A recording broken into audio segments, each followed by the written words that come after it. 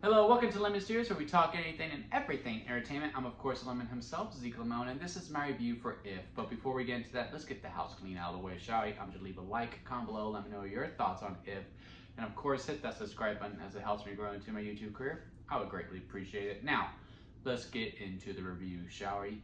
So, If. It is written and directed by John Kransinski. This is follow-up from the Quiet Place films. This is not a horror flick, but it could have been. I mean, honestly, think about it. They have someone who just starts seeing imaginary friends. You could have take a twisted turn with it. It could have been a lot of fun, but nope. They go the family route with this one, and I will also say that even though this is a family flick and kids can definitely see it, the lesson of this movie is not for kids, or the kids will not get it. This is definitely a movie, if you want to teach lessons, if you will, is for ages 13 and up. Especially for me, because I really related, I should say, to this movie quite a bit, because it is a lesson that everyone 13 and up can really relate to, and it's that you don't lose sight of that kid that is inside you, the imagination, those dreams that you had. Never lose sight of that, because that's what's going to bring them the happiness. And when that movie focuses on that lesson, it sings quite a bit. It takes a minute to get there, though. They do kind of set it up within the beginning and the opening credits, but it really doesn't get going until once B, our main girl, who does a fantastic job in this film, by the way. If this is a career that she has wanted to pursue more of, we have a future star on our hands for sure, because she was very comfortable and looked like she had a lot of fun doing this flick. Once she does meet Ryan Reynolds, who's also great in this movie, and they meet the imaginary friends, and that lesson starts to become much more clear, the movie sings quite a bit. And it just takes a little bit of time to get there for, to be fully engaged within the film, which could be a problem, especially, if you are a family and you're taking your kids and they're very young. Keep that in mind. Also, it's a little clunky within the storytelling as well. There's about 3 different storylines that are going on. So B is in New York, staying with her grandma, because her dad is currently in the hospital because he is getting a procedure done. A procedure that I am actually very familiar with, but that is a video for another time. And he is also trying to really stay young with it too. He's pulling all these pranks with her and all that stuff, and B's like, "Dad, I'm no longer a kid, come on. Just treat me like an adult." And he's like, "Well," and there's the conversation spilling with him there.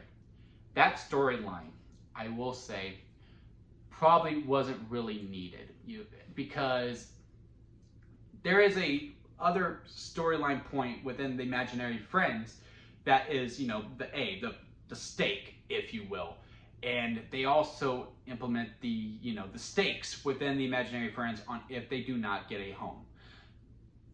And I just feel like we really focus on that a lot more, as opposed to adding this whole other dad in the hospital storyline. I think probably would have made a much more meatier gut punch within once we get to the end, and the emotions start to flurry. I won't lie, I got a little teary-eyed as well, even with the story that they chose to go with. But I think I would have been bawling. There would have been waterfalls if we would have focused a lot more on the imaginary friends and probably done away with the dad storyline quite a bit. Not really sure what the purpose behind it was, besides maybe, hey, John Kransinski wants to be in his own movie, which, by all means, go ahead, man. I mean, I'm probably going to give myself small roles too if I'm ever given the opportunity to direct films, absolutely. But, again, it just felt added on. Also, I would also like to see a little bit more stakes on her, escaping the house to be with her imaginary friends and out in the city, because this grandma just was like, all right, she's gone. Just a 12-year-old girl alone in New York City. Yeah, she'll come home. Like, I don't know. I would have just liked a little bit more meat with that as well, because it really did feel like a very loosey-goosey movie for the most part. There's not really a whole lot at stake besides what we mainly focus on, but even then, it's just kind of there. But this movie is a good time. I had a lot of fun with it. The time flew by very, very fast once we meet the imaginary friends, because it does, again, have a bit of a slow start. Ryan Reynolds is great. well, he's good in the movie. I mean, he's Ryan Reynolds. He's always going to deliver. He's doing something different than what he usually does, which is very good. It's part of what he really wanted to do, you know, to give a little bit of a difference within it. So it is a little jarring in that aspect because I'm so used to Ryan Reynolds playing a certain way. But once I got used to it, it was, well, it was fine. And also there is a nice twist involved that I was like, oh, I should have saw that coming, because now I'm looking at other previous scenes within the movie. I'm just like, oh yeah, that makes complete sense. Yeah, they did very good with that. And it's probably going to be good on rewatch as well. So yeah, if you're a family, I would say go out to the theater and go see it. Maybe at matinee, save it for a Saturday morning or a Sunday morning. If it's on the lemon scale where it goes sour lemon, expired store-bought lemonade. Let me rephrase that.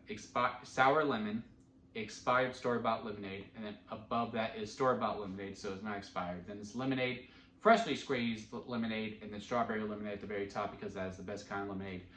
If stands right at lemonade. It is right in the middle. Again, I think it's warranted to see on the big screen. It is fun. I was in a crowd full of kids and all that stuff, and for the most part, it was very well behaved. The kids seemed very engaged. There was laughs. There were some tears. Me as well. And it is warranted to see on the big screen within that community. But I will also say it's probably not worth seeing at full price. Maybe save it for a matinee where it's only $5, $6, or $7.